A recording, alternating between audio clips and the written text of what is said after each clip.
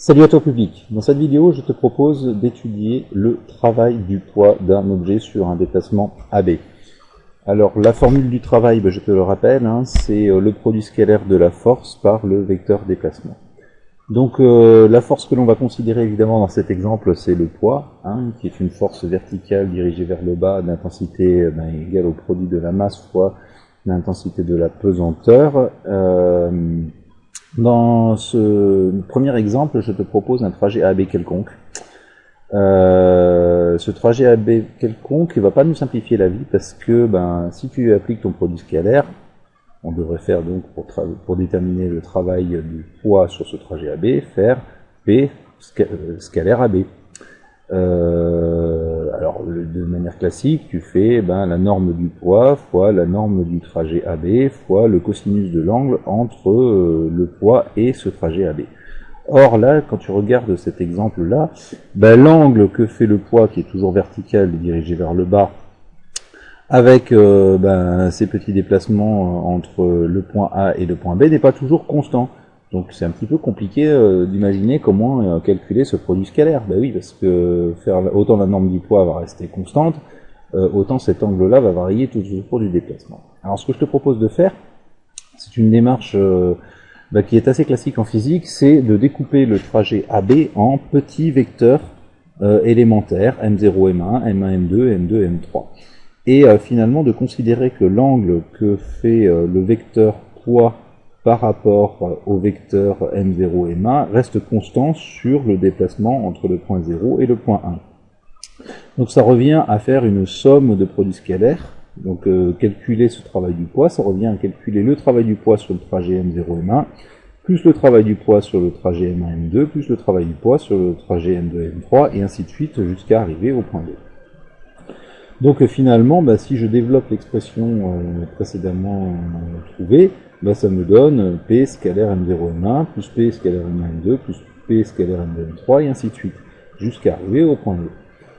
Or, le produit scalaire, je peux le mettre en facteur, donc ce qui me donne que le travail de ce poids est égal à P scalaire, la somme vectorielle M0 M1, M1 M2, M2 M3, M3 M4, et finalement cette somme vectorielle ici entre M0 et M, je sais pas, M l'infini, parce qu'on a découpé ce trajet AB en une infinité de petits vecteurs, et cette somme de vecteurs élémentaires me donne finalement le vecteur AB. Et on se retrouve avec le travail du poids qui est égal à P scalaire AB.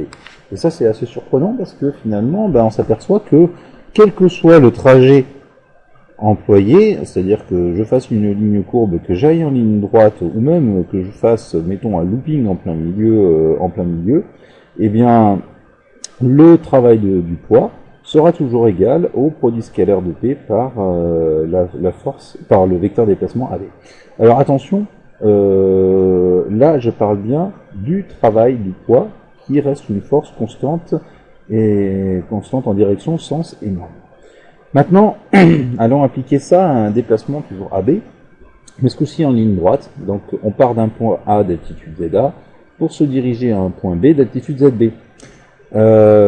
Et dans cet exemple-là, je te propose d'exprimer le travail du poids sur le déplacement AB en fonction de MG, alpha et AB. Là, on va appliquer directement la formule que l'on a vue tout à l'heure, puisque ça ne dépend pas du trajet suivi. On dit que le travail du poids P, c'est P scalaire AB. À savoir norme de P, MG, multiplié par la norme du vecteur AB, multiplié par cosinus de l'angle alpha, donc ce qui me donne MG AB cos alpha. Maintenant, je te propose d'exprimer la différence d'altitude ZA moins ZB en fonction de alpha et AB.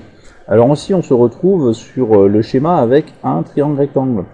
Ce côté adjacent divisé par l'hypoténuse, donc la norme du poids divisé par la norme du vecteur déplacement AB, ça va être égal au cosinus alpha. Donc on peut en déduire que ZA moins ZB est égal à AB cos alpha. Je vais remplacer maintenant l'expression AB cos alpha par ZA moins ZB, ce qui va me permettre d'exprimer le travail du poids en fonction de ZA et ZB. Et je m'aperçois que finalement, le travail du poids est égal au produit de la masse fois l'intensité de la pesanteur multiplié par la différence d'altitude entre l'altitude de départ et l'altitude d'arrivée. Alors cette formule-là, il faut essayer de la retenir parce qu'on va la retrouver dans l'exemple suivant. Donc là, j'ai pratiqué un déplacement oblique entre une altitude ZA et une altitude ZB. Maintenant, on va adopter exactement le même raisonnement, mais sur un déplacement vertical. La même différence d'altitude ZA moins ZB, mais avec un déplacement vertical. Donc exprimer le travail du poids sur le déplacement AB, c'est exactement la même relation que tout à l'heure, avec mg AB cos alpha, sauf que l'angle entre le poids et le vecteur déplacement est égal à 0, et que le cosinus 0, ça fait 1, donc ça me donne mg AB. Exprimer la différence ZA moins ZB en fonction de AB, là c'est encore plus simple que tout à l'heure, puisqu'il n'y a pas de relation trigonométrique qui lie les deux, directement. Donc la norme du vecteur AB, c'est directement ZA moins ZB.